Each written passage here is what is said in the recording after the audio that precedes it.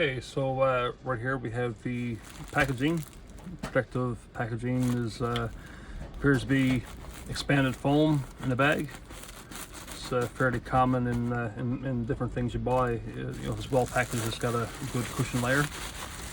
The packaging is yeah, like formed in place. That's good. That'll protect your turbo from shipping.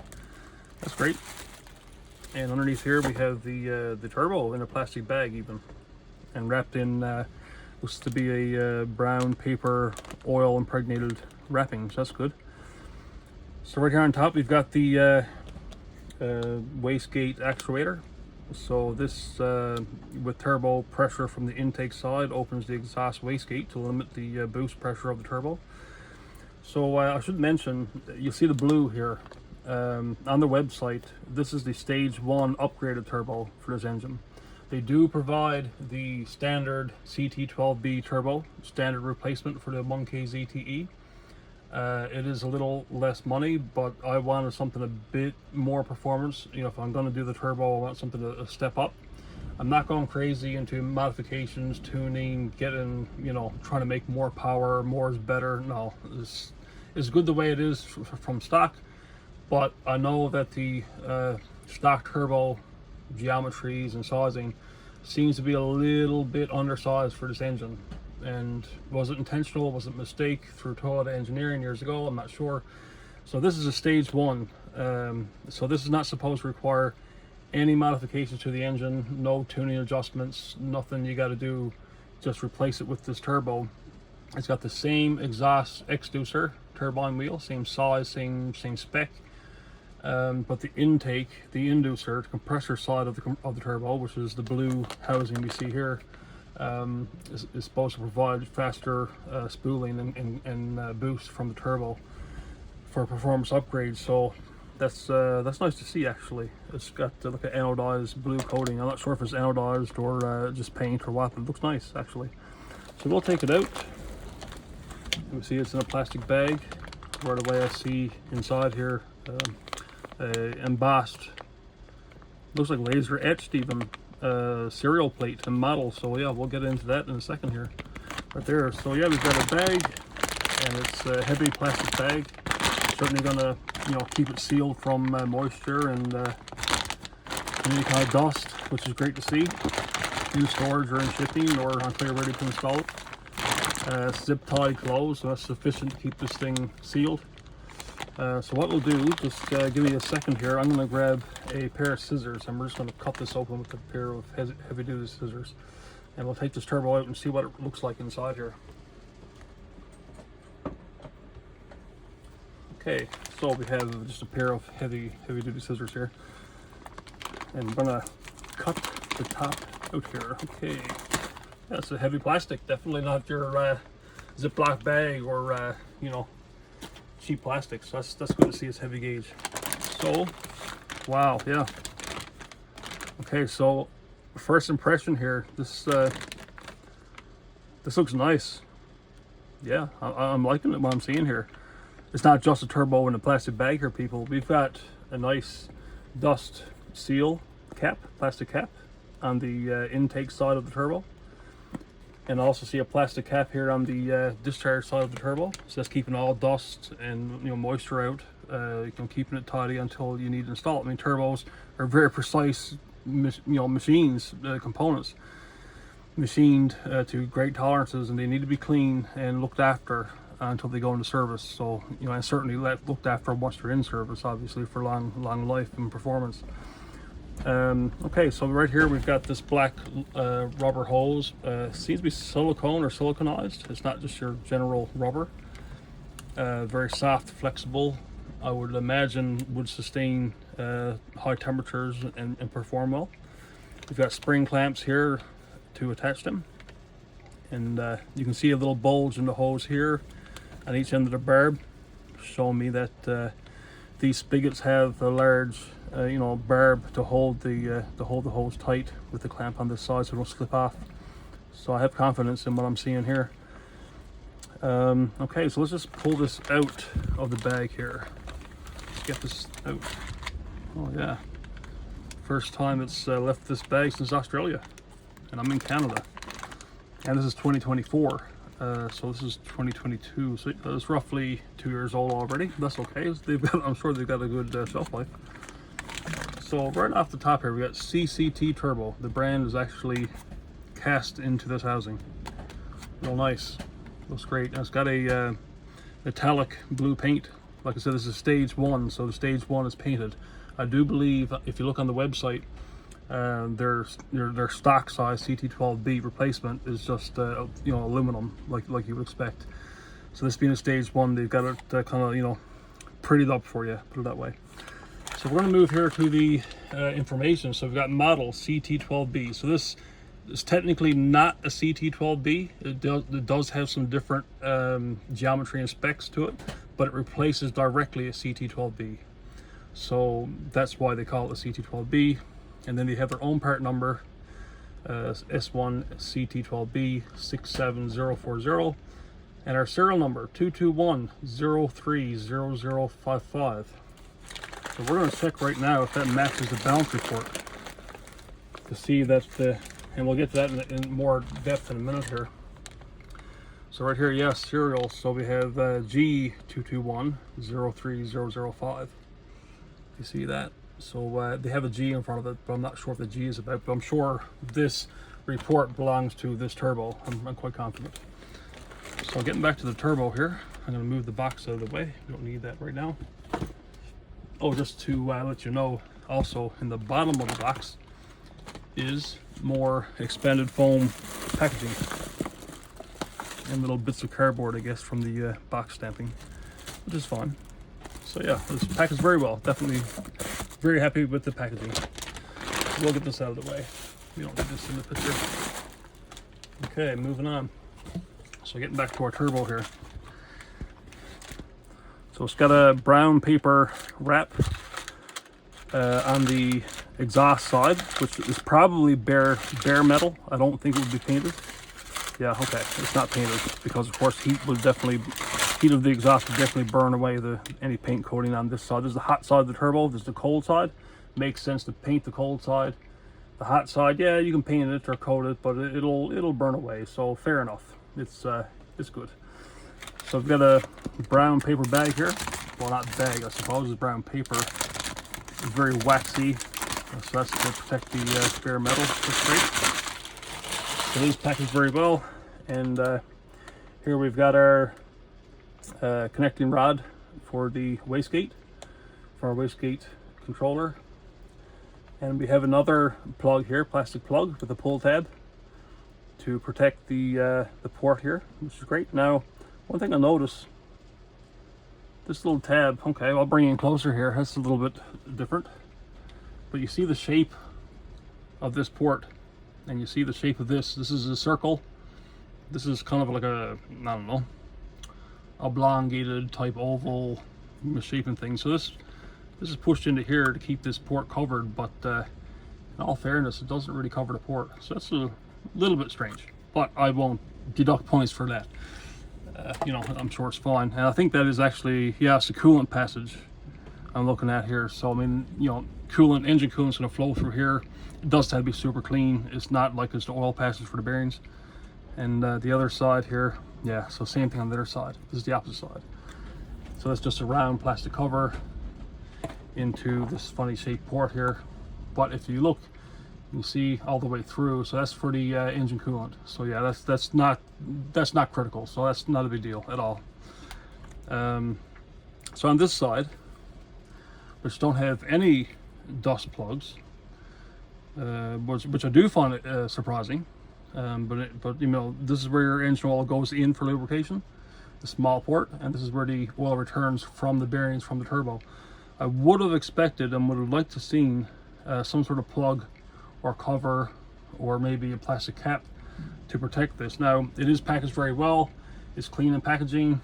It's not critical, but considering they, taking care of the air side, inlet and outlet, it would have been nice to see something on oil ports. Coolant ports, no big deal. Oil ports, yeah, probably more important than the air side, in my opinion. But maybe that's something CCT can consider. So getting into here, we've got a V-band connection.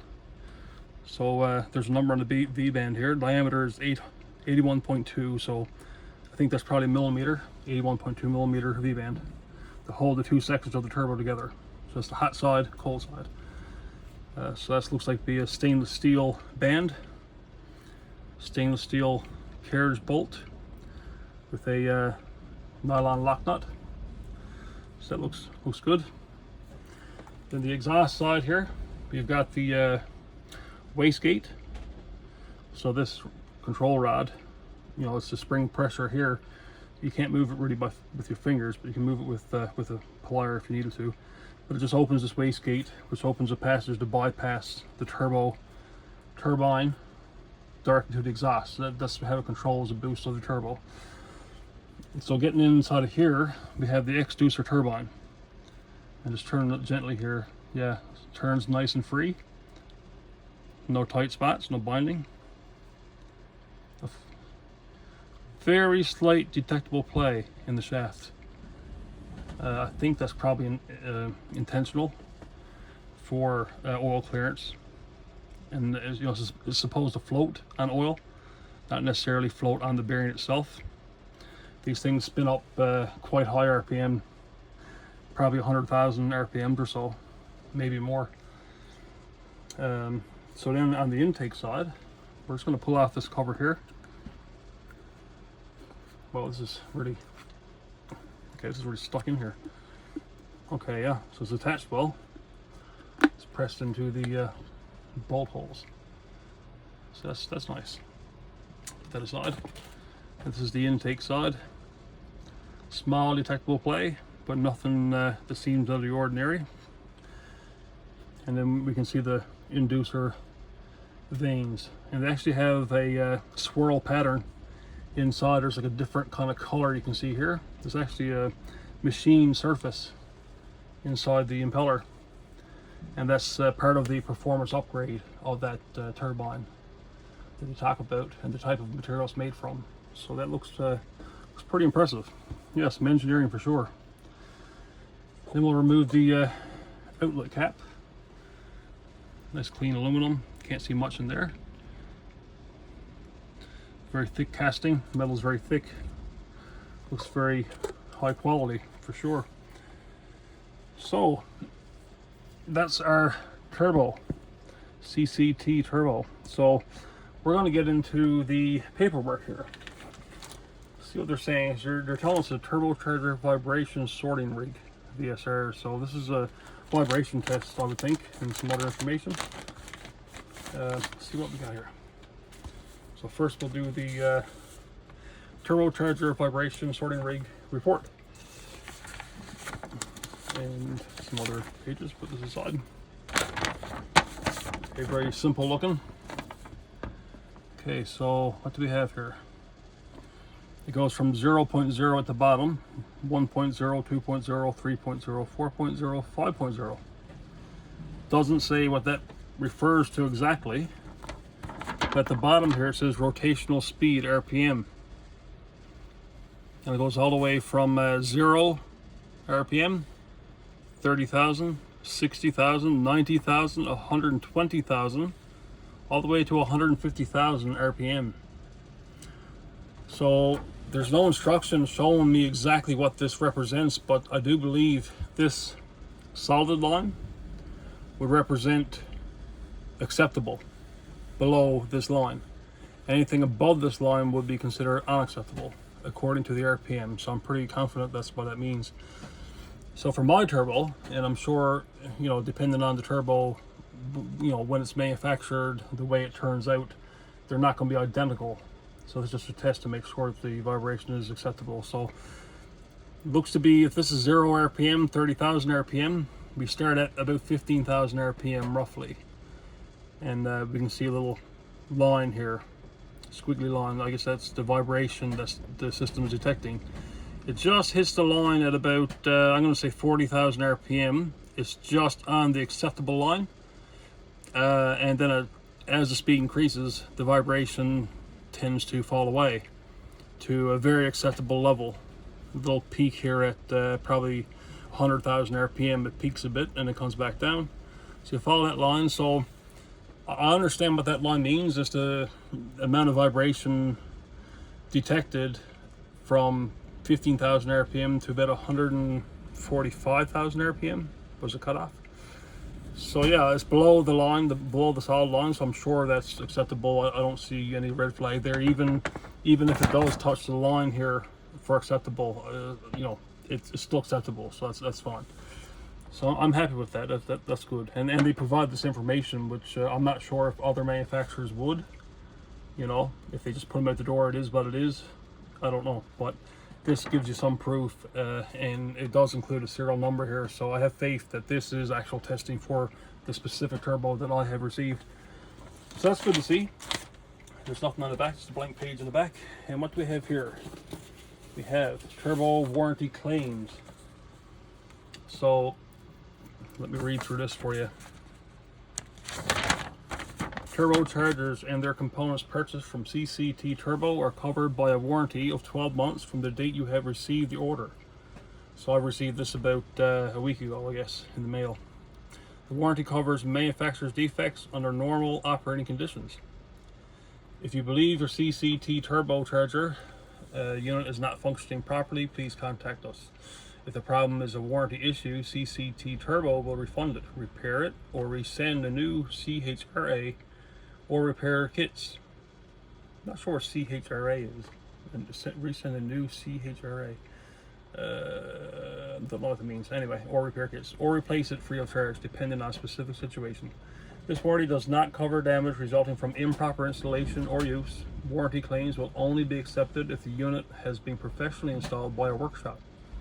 If the turbo or cartridge, I guess it depends if you have a full turbo like I have here, or just the cartridge, which you can buy, just the center section for the bearings and the turbo center. So if it was installed by yourself, the warranty claim is void and cannot be accepted. So if you want to pursue a warranty, you need to have this installed by a shop. Have a shop sign off with the receipt or invoice saying so. So CCT Turbo will require a copy of the receipt of the turbo for the turbocharger or cartridge installation service issued by the workshop. If you are a mechanic and have installed the turbo cartridge yourself, please provide a copy of the receipt or a copy of your professional mechanic certificate. So they're quite serious about this. They really want you to install this turbo cleanly and properly, and you know, make sure everything is good. So proof in the form of receipts may be required, verifying that routine servicing has been carried out as per the manufacturer's recommendations since the turbocharger was fitted. So we're probably talking about oil changes and filter changes and using the correct type of oils. So that's very important for turbocharged engines, especially. Special emphasis is placed upon oil change intervals, oil filter replacement, and engine oil quality. In this respect, CCT Turbo recommends Shell Helix Plus, Shell Helix Ultra, or Mobile 1, or oil recommended by your vehicle manufacturer as documented in the handbook. So that's important. They take this very seriously. Below are some situations that are not covered by our warranty. Damaged compressor wheel caused by foreign objects being sucked in. Yeah, you really want to run an air filter and make sure your intake piping certainly is clean before you operate your new turbo. Massive shaft play caused by oil blockage in the thrust bearing. Oil starvation caused by oil line obstacles. Bearing damage caused by oil contamination. Overspeeding, misuse, racing application, and improper installation. Modifying the turbocharger unit in any way, shape, or form. Using liquid gaskets or seals on oil or water feed and drain flange. I guess there's a risk of having these liquid sealants seep into the turbo internally and cause blockages or problems. Installing the unit on a vehicle that has not been serviced regularly, we may need you to provide the receipts of the service. Please note this warranty is limited to the parts only and do not cover any labor fee for fitting the products. So yeah, it does have a warranty. They're very specific about what they want you to do. The back is blank. So I'm not worried myself about the warranty. They're in Australia, I'm in Canada. You know, I don't even know if they would honor, well, I guess they would honor the warranty in Canada, but I'm not going to worry about that because I do have faith in the product. I do have faith in myself to install it. So, okay, turbocharger fitting instructions is the last piece of paperwork. So the back is blank. So again, I'll do a bit more reading here, hoping not to bore you, but some of this is important to understand. So before fitting the turbocharger, you must ultrasound clean the oil feed pipe or replace it with a new one. Now, I actually very recently replaced the oil feed pipe on mine just a few months ago because it did crack and was leaking oil. So that's the oil supply and return line on this turbo from the turbo to the engine block. So I'll definitely have to clean that quite well. I'll certainly take note of that. Replace engine oil and filter. Well, they just replaced the engine oil and filter about 500 kilometers ago. So I intend to replace this turbo very soon. So that should be fair enough in service, to clean oil filter in service for oil. So remove all crankcase breather hoses and filters. Check for restrictions, clean and replace where necessary. Yeah, I'll definitely take a note of that. Remove all crankcase breather hoses and filters, okay? Inspect the air filter and induction hose, replace where necessary. It does have a new air filter. I will certainly check the induction hose where it pulls the air in from the filter to the turbo to prevent any contamination or particles getting into the new turbo. Check EGR valve if your old turbo was lack of power. Now, I'm not experiencing a lack of power with my turbo. It's just got noisy bearings and leaking oil. But I'll check the EGR valve if I'm in there. Why not? Immobilize engine using a clean container to catch the oil. Crank the engine over until at least half pint or 300 milliliters of oil is pumped out of the turbo oil feed pipe. Okay, this ensures any dirt or carbon particles are flushed out, which otherwise may damage turbocharger's bearings. So yeah, I mean, you really need to keep your oil clean by all means. And certainly you don't want to have any particles fall into these lines when you remove your old turbo, or even flakes of rust. So yeah, you want to make sure that's clean, because you don't want to jam, you know, dirt and stuff into your new turbo bearings. That would be bad. So prime the turbo with new engine oil. So you want to pour oil into the oil ports of your new turbo. So that would be the oil ports here on this side, on this one. So you want to pour oil into the inlet side and even the outlet side, because it'll go in and lubricate the bearings for initial startup. So that makes sense. So that's good. And then we're almost done here, folks. Let me see, what else do we have? So it says, please check oil pressure and fuel pressure. I do have a oil pressure gauge, an aftermarket oil pressure gauge on my engine. I can read the oil pressure very easily.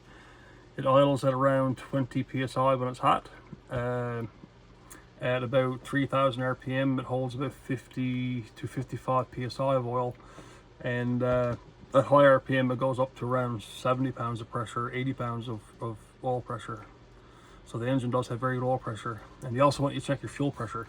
So this engine is actually getting a new injection pump and injectors. They're also quite tired with 360,000 kilometers on the clock. So it's going to have a new fuel pump and injectors as well. So during fitting the turbocharger, do not use any sealant or glue on the oil feed or oil drain flange and manifold flange. They don't want you putting gunk in your turbo that don't belong there.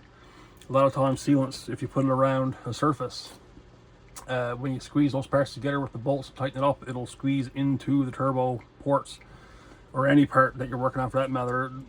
You really want to be careful using sealants for sure. Ensure cleanliness while fitting this turbo. Do not remove the oil feed blanking plug until ready. Interesting. Do not remove the oil feed blanking plug. So I just mentioned there was no oil feed blanking plug on this one, which I was surprised about. So yeah, they're even saying do not remove it until installation. So that's a mistake here.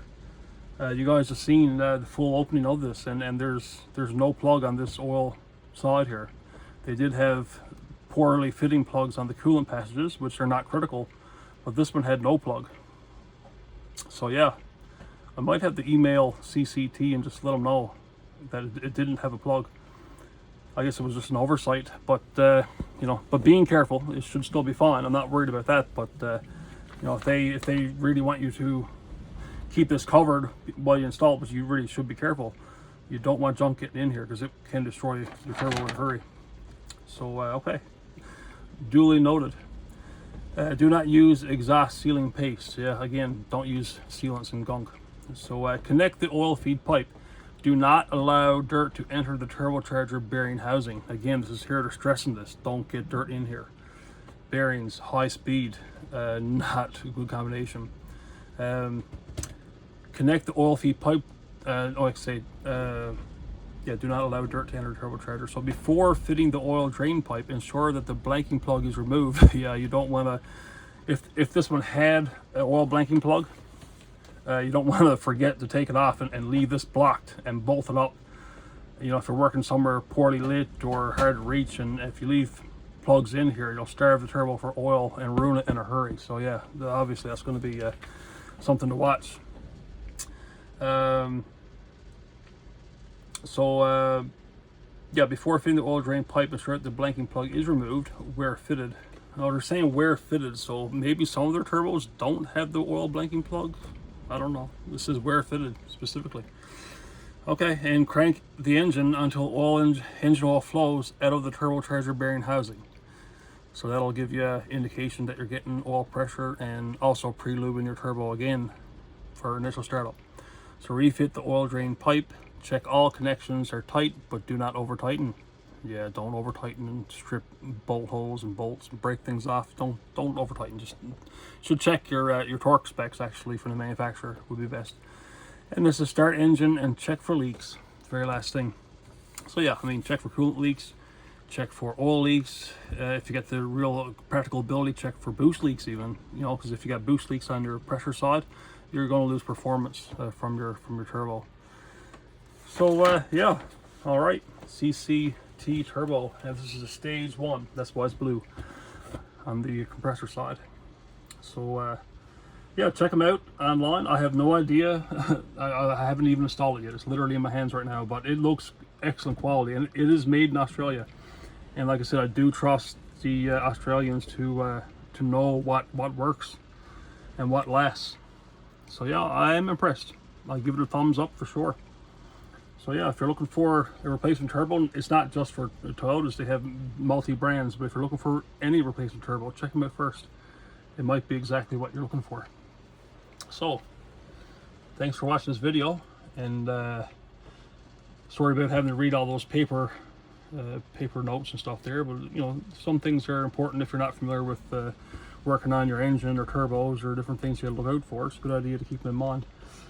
So yep, here we go. I will post a updated video once this is installed and let you know what I noticed in performance difference. Supposed to be better performance. Like I said, it's a stage 1, so I'm looking forward to getting this fitted and you know, see what happens, kind of thing. So thanks for watching the video, and you can research them online, CCT Turbo, and yeah, take a look, see what you think. Okay, till next time, take care.